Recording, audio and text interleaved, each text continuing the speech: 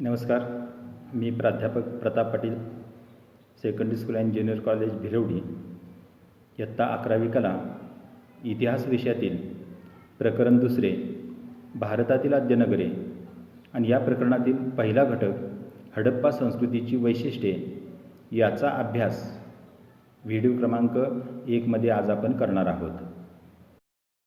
इयत्ता 11वी कला इतिहास विषयातील 2 प्रकरण भारतातील आद्यनगरे याचा अभ्यास आज आपण करणार आहोत.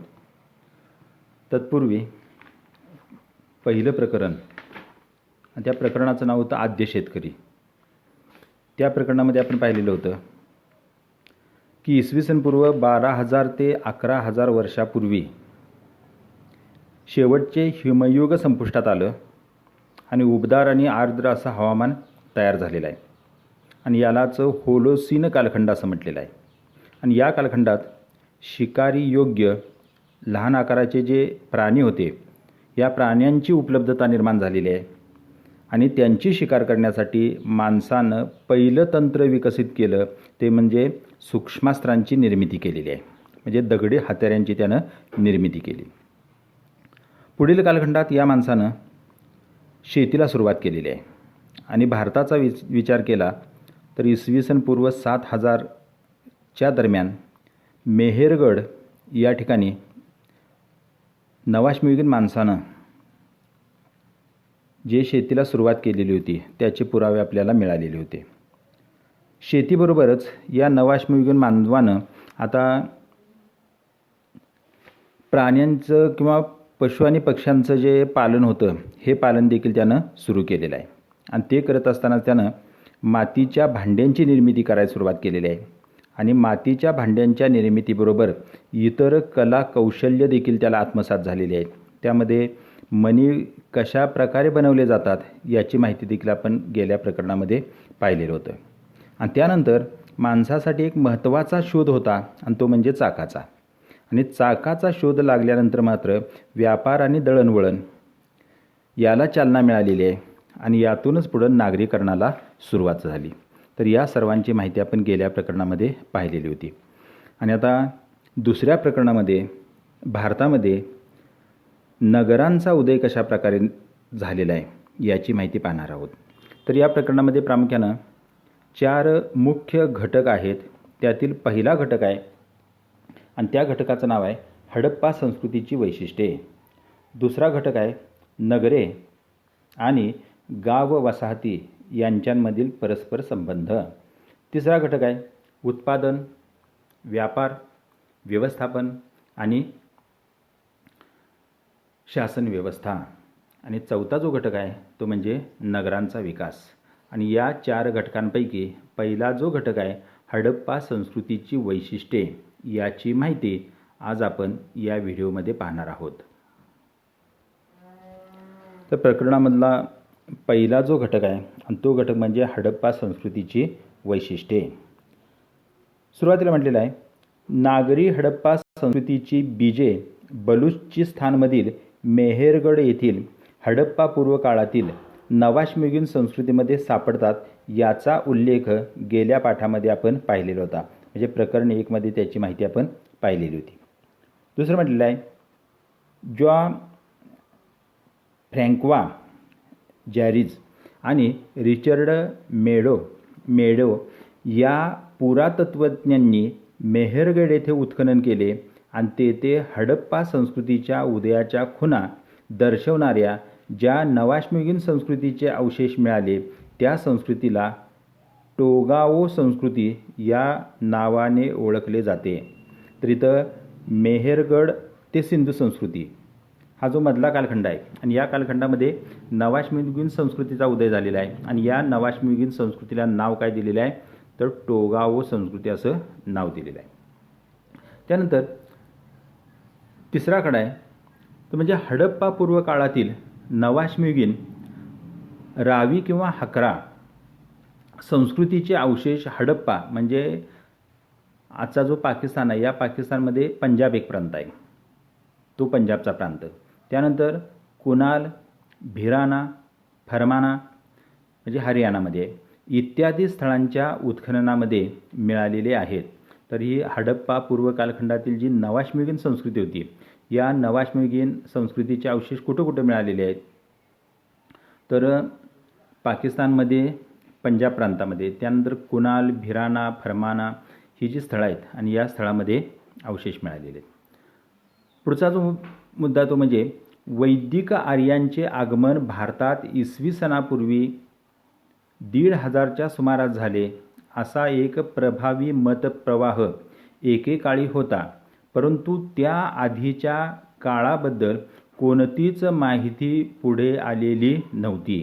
आता साधारणपणे भारताचा जो इतिहास आहे हा इतिहास इसवी सन पूर्व 1500च्या सुमारास, आता इसवी सन पूर्व म्हणजे पहिल्या प्रकरणामध्ये आपण पाहिलं होतं की येशू ख्रिस्त जन्माच्या अगोदर 1500 वर्षापासूनचा भारताचा जो इतिहास होता या इतिहासाची माहिती मिळत होती, पण त्याच्या पूर्वीचा जो इतिहास होता हा इतिहास मात्र आपल्याला ज्ञात नव्हता.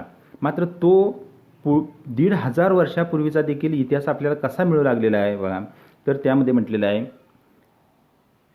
त्यामुळे इसवी सन 1921मध्ये हडप्पा आणि 1922मध्ये मोहेंजोदडो येथील उत्खनन सुरू होईपर्यंत इसवी सनापूर्वी 1500च्या आधीचा भारताचा इतिहास सांगता येत नव्हता. तर भारताचा इतिहास आपण या चौथ्या मुद्द्यामध्ये म्हटलेला आहे की आर्यांचं आगमन इसवी सन पूर्व 1500मध्ये भारतामध्ये झालं आणि तिथून पुढचा जो इतिहास आहे हा इतिहास आपल्याला माहिती होता. पण 1500 वर्षापूर्वी म्हणजे आजपासून 3500 वर्षापूर्वी भारतामध्ये काय घडलेलं होतं याची माहिती मात्र आपल्याला नव्हती. पण ती माहिती कधी मिळाली? तर ती माहिती मिळालेली आहे 1921 आणि 1922ला. 1921ला काय घडलेलं आहे? तर 1921ला हडप्पा संस्कृतीचा शोध लागलेला आहे आणि 1922ला हडप्पा संस्कृतीतील दुसरं मोठं जे शहर होतं मोहेंजोदडो इथं उत्खनन सुरू झालेलं आहे. आणि 1500 वर्षापूर्वीचा भारताचा म्हणजे इसवी सन पूर्व 1500 वर्षापूर्वीचा भारताचा इतिहास आता समोर आलेला आहे. तो किती वर्षापूर्वीचा आहे?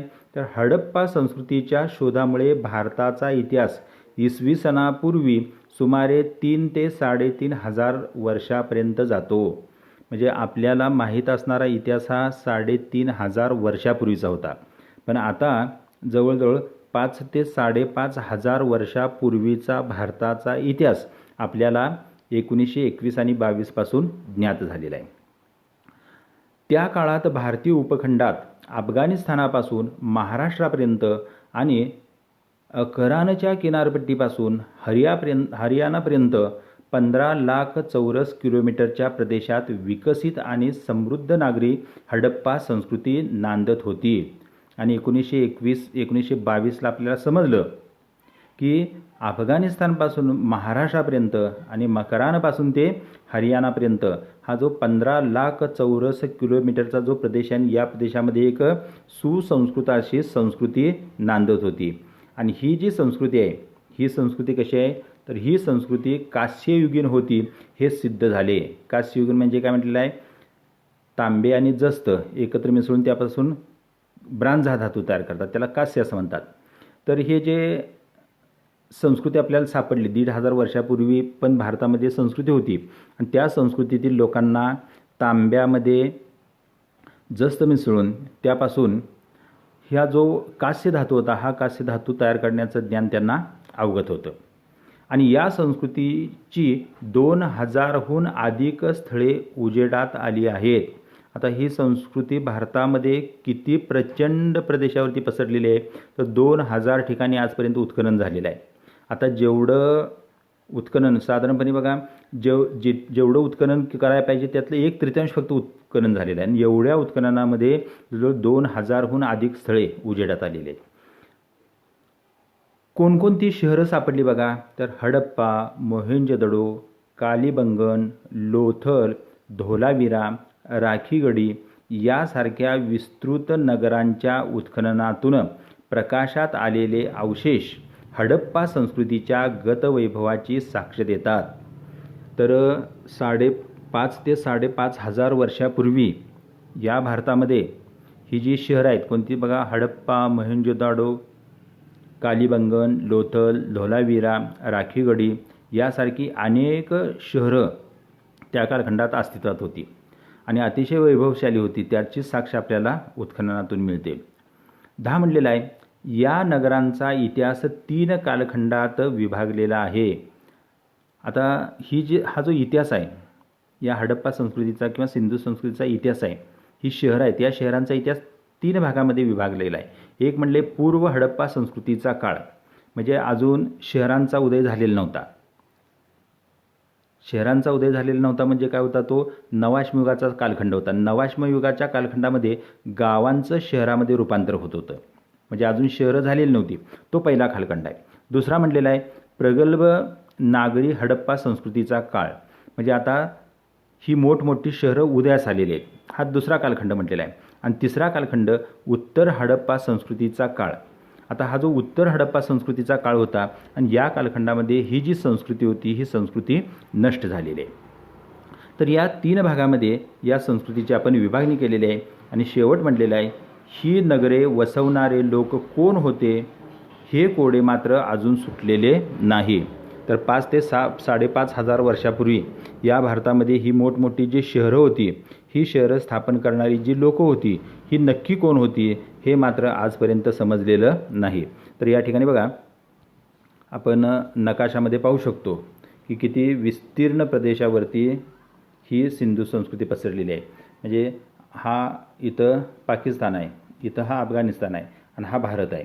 आणि या एवढ्या प्रचंड प्रदेशावरती बघा, एवढ्या प्रचंड प्रदेशावरती ही जी सिंधू संस्कृती होती किंवा हिलाच हडप्पा संस्कृती म्हटलेली आहे, ही हडप्पा संस्कृती पसरलेली आहे. आणि ही संस्कृती कधीची आहे, तर आजपासून साधारणपणे 5 ते 5.5 हजार वर्षापूर्वीची आहे. आणि त्यानंतर बघा, तिथं उत्खननामध्ये ही सापडलेली शहर आहेत. इथं स्विमिंग टँक देखील सापडलेला आहे, म्हणजे किती लोक प्रगत होते बघा. तर इथं पहिला जो मुद्दा पाहिला तो म्हणजे हडप्पा संस्कृतीचे वैशिष्ट्ये. पुढचा जो उपघटक आहे किंवा वैशिष्ट्यामध्ये प्रमुख वैशिष्ट्य काय म्हटलेत बघा, हडप्पा संस्कृतीच्या नगरांमध्ये खालील वैशिष्ट्ये प्रकर्षाने दिसून येतात. काय वैशिष्ट्य दिसतात, तर पहिल्यांदा म्हणलेलं आहे सुव्यवस्थित नगररचना. या सिंधू संस्कृतीचं महत्त्वाचं पहिलं वैशिष्ट्य कोणतं होतं, तर इथली असणारी नगररचना. आता नगररचनेमध्ये काय बघा, पक्क्या विटांचे बांधकाम केलेले स्नानगृह. तर इथं स्नानगृह, मगाशी आपण स्नानगृह पाहिलेलं होतं. इथं बघा, हे पक्क्या विटांनी बांधलेलं काय आहे, स्नानगृह. त्याला हल्लीच्या भाषेत आपण स्विमिंग टँक म्हणतो.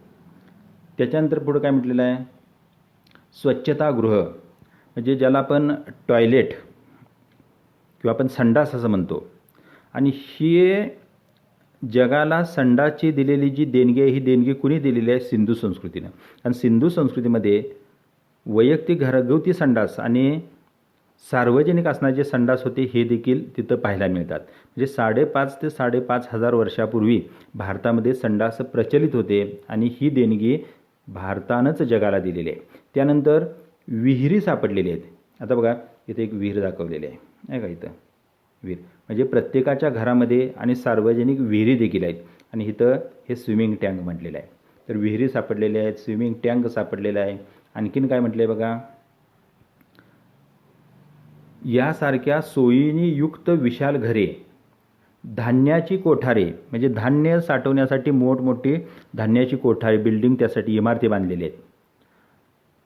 आता इथं धान्याची कोठारे, इथं धान्याची कोठारे दाखवली बघा, आहेत का. एवढ्या प्रचंड मोठ्या आकाराची धान्याची कोठारे देखील त्यांनी या सिंधू संस्कृतीमध्ये बांधलेली आहेत. आणखीन काय म्हटलेलं आहे, सार्वजनिक स्वरूपाच्या भव्य इमारती, वीटकाम करताना वापरलेली इंग्लिश बॉन्ड पद्धत. आता इंग्लिश बॉन्ड पद्धत म्हणजे काय, तर 2 उभ्या आणि 2 आडव्या विटा रचून बांधलेले बांधकाम. ही पद्धत भूकंप प्रणव क्षेत्रात विशेष उपयोगी असते. तर जिथं भूकंप होण्याची शक्यता असते अशा ठिकाणी ही इंग्लिश बॉन्ड पद्धत वापरली जाते. आता नाव त्याला इंग्लिश बॉन्ड दिलं, पण प्रत्यक्षात ही पद्धत कोणाची आहे, भारतीयांची आहे. तर 5000 वर्ष झालं त्यांनी ज्या इमारती बांधलेल्या आहेत त्या इमारती अजून देखील ज्या उत्खननात मिळाल्या त्या अजून देखील मजबूत आहेत. एवढं मजबूत बांधकाम करण्याची कला त्या लोकांनी आत्मसात केलेली आहे. उत्तम निस्सारण व्यवस्था. आता त्या कालखंडात त्या लोकांनी घरातील जे पाणी आहे हे पाणी गावाबाहेर काढण्यासाठी बंदिस्त गटार केलेलं आहे. घरापासून पाईपनं पाणी बाहेर काढलेलं आहे. ते बोळ असेल, गल्ली असेल, उपरस्ता असेल, मुख्य रस्ता असेल, या सगळ्यातून ते शेवटी गावाच्या बाहेर काढलेलं आहे. ते सगळं कसं आहे, बंदिस्त गटार व्यवस्था आहे. तर ही पाण्याची उत्तम निस्सारण व्यवस्था म्हटलेली आहे. सार्वजनिक स्नानगृहे. नगरांचे 2 किंवा अधिक विभाग, प्रत्येक विभागाला स्वतंत्र तटबंदी, एकमेकांना काटकोनात छेदणारे प्रशस्त रस्ते. आता खेळणारे म्हटले इथं काय म्हणायचं आहे, इथं छेदणारे प्रशस्त रस्ते आणि त्यामधील मोकळ्या चौकोनी जागांचा रहिवासी घरांसाठी उपयोग. तर ही झाली सुव्यवस्थित नगररचना. इथं नगर दाखवलेलं बघा. इथं हे काय दाखवलेलं आहे, तर या सिंधू संस्कृतीचं असणार किंवा हे जे समुद्राचं जे पाणी आहे हे पाणी त्यांनी बाहेर आणलेलं आहे. इथं ही जहाजाची गोदी आहे, सरकारी इमारती बांधलेल्या आहेत, इथं आत असणारी घरं आहेत. तर कशा प्रकारे सुव्यवस्थित त्यांनी नगररचना केलेली आहे त्याची आपल्याला इथं माहिती मिळते. त्यानंतर दुसरं वैशिष्ट्य म्हटलेलं आहे मध्यवर्ती शासन व्यवस्था. पाणी आणि इतर साधन संपत्तीचे स्रोत तसेच व्यापार इत्यादीचे नियंत्रण. आता शासन म्हणजे प्रशासन व्यवस्था. प्रशासन व्यवस्थेचं काय काम होतं बघा, तर पाण्यावरती नियंत्रण ठेवायचं आहे, इतर जे साधन संपत्ती होती त्याच्यावरती नियंत्रण ठेवायचं आहे, व्यापारावरती नियंत्रण करायचं आहे, प्रमाणीकरण करायचं. आता प्रमाणीकरण म्हणजे काय, त्यांनी ज्या विटा तयार केलेल्या आहेत त्या विटांची साईजसुद्धा कशी आहे, 1:1, 2, 2:4 आणि 4:8 या मापामध्येच त्यांनी विटा तयार केलेल्या आहेत. च्या पट्टीत वाढत जाणारी वजने. आता त्यांची जी वजनं आहेत ही वजनं कशी आहेत बघा, तर 2च्या पट्टीत ते वाढत गेले. 2. आता विटांचे आकार देखील समप्रमाणात. मोजमाप करण्याची जी पद्धत आहे ती पद्धतसुद्धा कशी आहे, 2, 4, 8 या पद्धतीत आहे. त्यानंतर अष्टमांश पद्धत. ठराविक घाटाची आणि सजावटीची मातीची भांडी, प्रशासकीय कामासाठी निवासी स्वरूपाच्या स्वतंत्र आणि भव्य इमारती. आणि अशा प्रकारे बघा दुसरं जे वैशिष्ट्य होतं ते म्हणजे मध्यवर्ती शासन व्यवस्था. तिसरं जे वैशिष्ट्य आहे ते म्हणजे समाज व्यवस्था. आता सिंधू संस्कृतीमध्ये समाज व्यवस्था कशी आहे, तर अधिकारदर्शक सामाजिक उतरंड. अधिकारदर्शक म्हणजे आपल्यामध्ये जाती व्यवस्था आहे. जाती व्यवस्था कशी आहे, 1 नंबरला ब्राह्मण, 2 नंबरला क्षत्रिय, 3 नंबरला वैश्य आणि 4 नंबरला शूद्र असं म्हणतो. पण अशी ही जाती व्यवस्था सिंधू संस्कृतीमध्ये नव्हती. तिथं काय होती, वर्ग व्यवस्था होती. आणि या वर्ग व्यवस्थेमध्ये 1 नंबरला होते राज्यकर्ते, 2 नंबरला होते व्यापारी, 3 नंबरला होते शेतकरी आणि 4 नंबरला होते कारागीर. पण इथं ही जी लोक होते त्या लोकांनी त्यांचं काम बदललं की त्यांचं वर्ग, हा जो वर्ग सामाजिक जो वर्ग होता हा वर्ग त्यांचा बदलत होता. तर बघा सिंधू संस्कृतीमध्ये जाती व्यवस्था नव्हती तर तिथं वर्ग व्यवस्था. म्हणजे समजा शेतकऱ्याचा पोरगा जर व्यापार करू लागला तर त्याला काय म्हणायचं, व्यापारी. किंवा एखादा कारागिराचा पोरगा राज्यकारभार करू लागला तर त्याला काय म्हटलेलं आहे, राज्यकर्ता. म्हणजे इथं वर्ग बदलण्याचा अधिकार होता. भारतासारखी जाती व्यवस्था तिथं नव्हती. म्हणजे अधिकारदर्शक सामाजिक उतरंड म्हटलेलं आहे. दुसरं, विशेष कौशल्य प्राप्त असलेल्या कारागिरांचे व कुशल व्यक्तींचे व्यावसायिक वर्ग होते.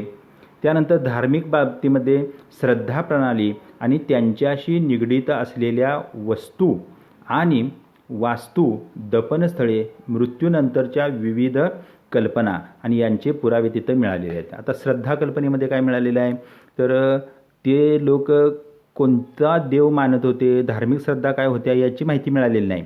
पण स्त्री देवतांचे अनेक छोटे छोटे जे पुतळे होते, शिल्प आहेत ती मिळालेली आहेत. पुरुष देवतांचे देखील छोटे छोटे असणारी जी शिल्प आहेत ती शिल्प देखील तिथं मिळालेली आहेत. आणि त्यावरून त्यांची श्रद्धा कशी असावी, धर्माविषयी त्यांच्या काय कल्पना असाव्यात याची थोडी बहुत माहिती आपल्याला मिळू शकते. त्याच्यानंतर चौथं जे वैशिष्ट्य आहे ते म्हणजे आर्थिक व्यवस्था. आता आर्थिक व्यवस्थेमध्ये व्यापारासाठी उपयुक्त वस्तूंचे मोठ्या प्रमाणावरती उत्पादन केले जाते. ते उदाहरणार्थ बघा, आता व्यापारामध्ये कोणकोणत्या वस्तूंची निर्मिती हे सिंधू संस्कृतीचे लोक करत होते, तर त्यामध्ये सुबक मातीची भांडी, सोने, चांदी, तांबे आणि कांसे या धातूंच्या वस्तू, सौंदर्यपूर्ण मणी, मूर्ती इत्यादींचं निर्मिती केली जात होती.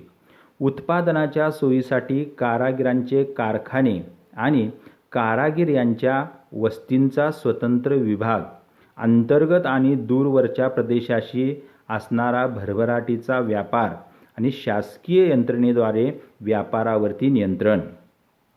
तर वेगवेगळ्या वस्तू तयार केल्या जात होत्या, त्या विकल्या जात होत्या आणि या सगळ्या व्यवहारावरती शासनाचं पूर्णपणे नियंत्रण होतं. आणि पाचवं जे वैशिष्ट्य म्हटलेलं आहे आणि ते म्हणजे विकसित लेखन कला. तर लेखन कला देखील त्यांची विकसित झाली होती. ती आपल्याला कुठं पाहायला मिळते, तर मुद्रांवर आढळणारी लिपी. आता इथं मुद्रा दिलेली आहेत बघा. इथे एक वृषभ म्हणजे बैल दाखवलेला आहे आणि या बैलाच्या वरती काय तर हे लिहिलेलं आहे. इथं बघा 1 2 3 4 ही त्यांची चित्रलिपी असावी. किंवा पुढं दुसरी एक मुद्रा आहे. इथं एक शिंगी प्राणी आहे. आता असा प्राणी कुठं अस्तित्वात नाही, पण मोठ्या प्रमाणात दिसतो आणि याच्यावरती देखील काहीतरी लिहिलेलं आहे. असे जवळजवळ 250 चित्र सापडलेले आहेत, परंतु त्यांनी नक्की काय लिहिलेलं आहे ते आजपर्यंत आपल्याला वाचता आलेलं नाही. तर हे त्यांचे व्यापारदर्शक ह्या मुद्रा आहेत आणि त्या मुद्रा तिथं उठवल्या जायच्या आणि त्याच्यावरती काहीतरी लिखाण केलेलं आहे, पण ते लिखाण आजपर्यंत आपल्याला वाचता आलेलं नाही. तर इथं आपण मुद्दा पाहिला. त्या मुद्द्याचं नाव होतं हडप्पा संस्कृतीच्या नगरामध्ये खालील वैशिष्ट्ये प्रकर्षाने दिसत होती. तर ती वैशिष्ट्य कोणती होती? सुव्यवस्थित नगररचना, दुसरं म्हटलेलं आहे मध्यवर्ती शासन व्यवस्था, तिसरं म्हटलेलं आहे समाजव्यवस्था, चौथं म्हटलेलं आहे अर्थव्यवस्था आणि पाचवं विकसित लेखनकला. तर ही जी सिंधू संस्कृतीची 5 वैशिष्ट्य आहेत ती 5 वैशिष्ट्य आपण इथं पाहिलेली आहेत.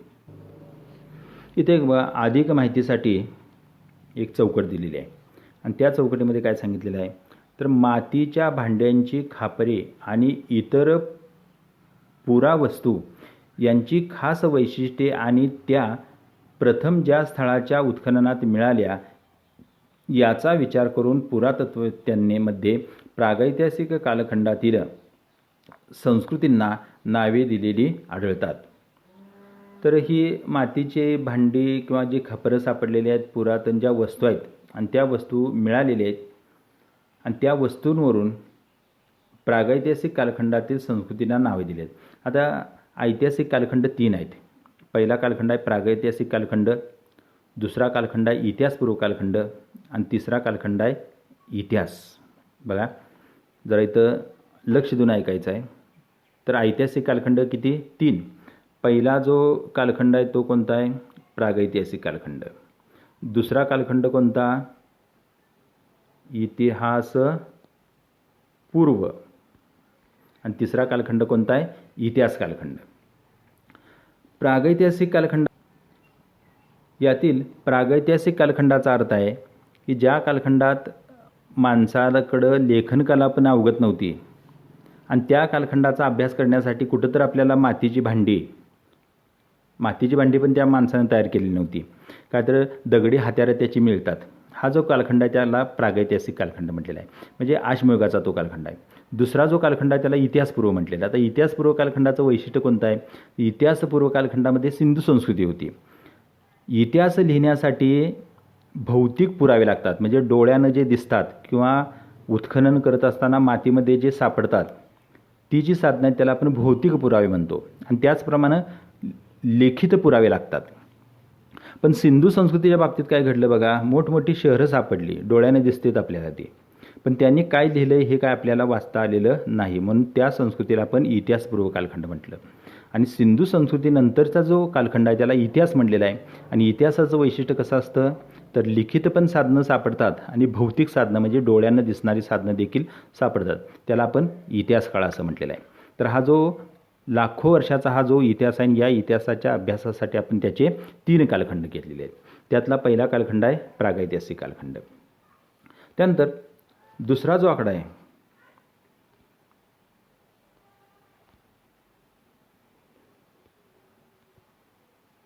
घग्गर आणि हकरा, आता लक्ष देऊन बघा जरा, घग्गर आणि हकरा या नावाने ओळखली जाणारी नदी ही फक्त पावसाळ्यात प्रवाहित होणारी नदी असून ती हिमाचल प्रदेशातील शिवालिक टेकड्यामध्ये उगम पावून पंजाब हरियाणातून वाहत राजस्थानमध्ये येते. आता ही घग्गर आणि हकरा नावाची एकच नदी आहे, फक्त ती पावसाळ्यामध्ये वाहते आणि राजस्थानमध्ये येते. तेथून पुढे ती पाकिस्तानमधील चोलिस्तान, कुठे म्हटलेलं आहे, चोलिस्तान या वाळवंटी प्रदेशात प्रवेश करते आणि सरते शेवटी कच्छच्या रणात प्रवेश करताना दिसते. पावसाळा सोडल्यास तिचे पात्र कोरडे असते आणि तिचा भारतातील प्रवाह, म्हणजे भारतात या नदीला म्हटले घग्गर आणि पाकिस्तानातील प्रवाहाला म्हटलेला आहे हकरा. तर घग्गर आणि हकरा या दोन्ही नद्या एकच. भारतामध्ये तिला म्हणतात घग्गर आणि पाकिस्तानमध्ये म्हणतात हकरा. तर या नावाने ओळखला जातो. आणि घग्गर हकराच्या प्रवाहाच्या सर्वेक्षणामध्ये तिच्या कोरड्या प्रवाहाच्या काठावरती हडप्पा संस्कृतीची अनेक स्थळे आढळून आलेली आहेत. तर ही जी घग्गर हकरा नदी होती, या नदीच्या कोरड्या पात्राच्या काठावरती सिंधू संस्कृतीतील अनेक शहरांचा उदय झालेला आहे. पण ही शहरं नष्ट का झाली? तर आज ही जी नदी आहे घग्गर आणि हकरा कोरडे, आता ह्याच नदीला काय म्हटलंय बघा, तर अनेक अभ्यासकांच्या मते घग्गर हकरा या नावाने ओळखल्या जाणाऱ्या नदीचे कोरडे पात्र सरस्वती नदीच्या लुप्त झालेल्या प्रवाहाच्या खुणा दर्शवणारे आहे. आता भारतामध्ये आपण नाव घेताना सरस्वती नदीचं नाव घेतो, पण सरस्वती नदी भारतामध्ये कुठंही अस्तित्वात नाही. पौराणिक कथेनुसार ती लुप्त झालेली आहे. आता सरस्वती म्हणजे कोण? तर आपण कोणताही कार्यक्रम असला तर सरस्वती पूजन करतो आणि ती जी विद्येची देवता तिला आपण म्हणतो. तर ती जी सरस्वती आहे, ती सरस्वती म्हणजे ही सरस्वती नदी. पण त्या सरस्वती नदीचं कोरडं पात्र फक्त भारतामध्ये आहे. आणि ती सरस्वती नदी म्हणजे कोण? तर ही घागरा आणि हकरा ही जी नदी आहे, ही नदी म्हणजेच पूर्वीची सरस्वती नदी असावी असं अनेक तज्ज्ञांचं मत आहे. आणि या कोरड्या पात्राचा तपशीलवार अभ्यास करण्यासाठी उपग्रहावरून घेतलेल्या छायाचित्रांचा आधार घेतला जात आहे. तर इथं जादा माहितीसाठी आपल्याला काय सांगितलेलं आहे, तर ही जी सरस्वती नदी आहे, नाव सरस्वतीचं आहे, आपण तिला पुजतो, पण प्रत्यक्षात मात्र ती भारतामध्ये कुठं वाहताना दिसत नाही. पण भारतामध्ये असणारी घग्गर आणि हकरा ही जी नदी आहे, ही नदीच सरस्वती नदी असावी असं वैज्ञानिकांचं मत आहे. त्याच्यानंतर जादा माहितीसाठी आणखीन एक मुद्दा सांगितलेला आहे, आणि तो मुद्दा कोणता आहे, तर हडप्पा संस्कृती संबंधी माहिती होण्याआधी भारत आणि पाकिस्तानच्या प्राचीन इतिहासाच्या संदर्भात इसवी सन पूर्व 326 हे सिकंदरच्या भारतावरील स्वारीचे वर्ष हा एकमेव विश्वासार्ह ऐतिहासिक पुरावा उपलब्ध होता. आता ही जी हडप्पा संस्कृती होती, या हडप्पा संस्कृतीची माहिती कशी मिळाली? तर ती माहिती मिळवण्यासाठी इसवी सन पूर्व म्हणजे येशू ख्रिस्त जन्माच्या अगोदर 326 वर्षापूर्वी अलेक्झांडरनं, त्यालाच आपण सिकंदर म्हणतो, भारतावरती आक्रमण केलेलं आहे. आणि भारतावरती आक्रमण केलं असताना त्याच्याबरोबर आलेले जे इतिहासकार होते, त्या इतिहासकारांनी त्या कालखंडात माहिती लिहून ठेवलेली आहे. आणि त्या माहितीमध्ये थोडाफार या सिंधू संस्कृतीचा पुरावा आपल्याला मिळतो. त्यानंतर दुसरा जो पुरावा आहे तो कोणता आहे? परंतु ही परिस्थिती बदलणारा हडप्पा संस्कृतीचा शोध कसा लागला, या कहाणीची सुरुवात इसवी सन 1829 मध्ये झाली.